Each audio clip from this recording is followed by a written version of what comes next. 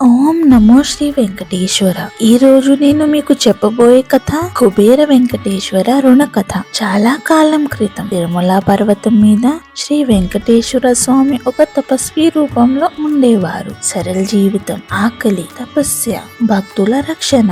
ఆ సమయంలో శ్రీ వెంకటేశ్వర స్వామి పద్మావతి దేవిని చూసి హృదయం ప్రేమతో నిండిపోయింది. వివాహం చేయాలని నిర్ణయించుకున్నారు. కానీ ఒక పెద్ద సమస్య వచ్చింది. శ్రీ వెంకటేశ్వర స్వామి తపస్వి రూపంలో ఉండేవారు. ఆయనకి ధనం లేదు. వివాహం కోసం కావాల్సిన ధనం ఎలా? అప్పుడు శ్రీ వెంకటేశ్వర స్వామి అల్కాపురి అధిపతి అయిన కుబేర్ని స్మరించారు.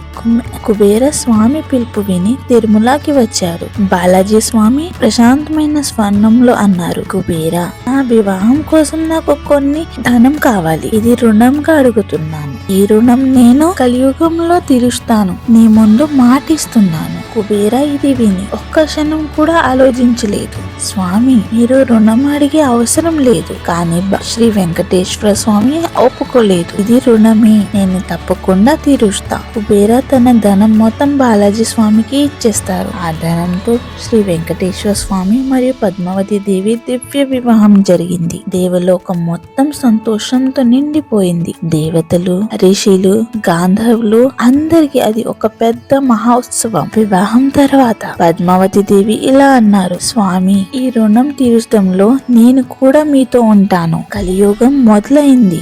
శ్రీ వెంకటేశ్వర స్వామి తిరుమలలో నిలిచి భక్తుల కష్టాలు, బాధలు, కోరికలు వినాలని నిర్ణయించుకున్నారు. ఆయన అనుకున్నారు, ఈ రుణం నాది కాదు, ఇది నా భక్తుల భారం. ఈ భారం నేను మోసి వేరే రుణం తీరుస్తా.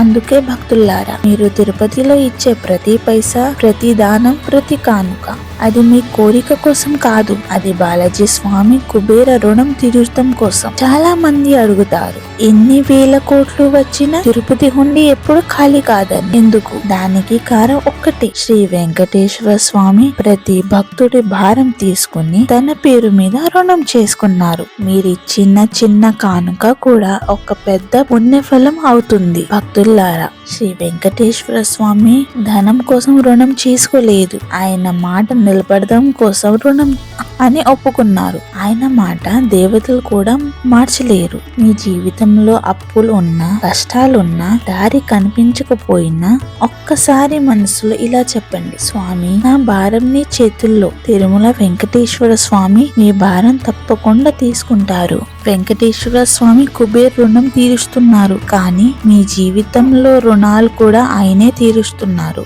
గోవిందా గోవిందా.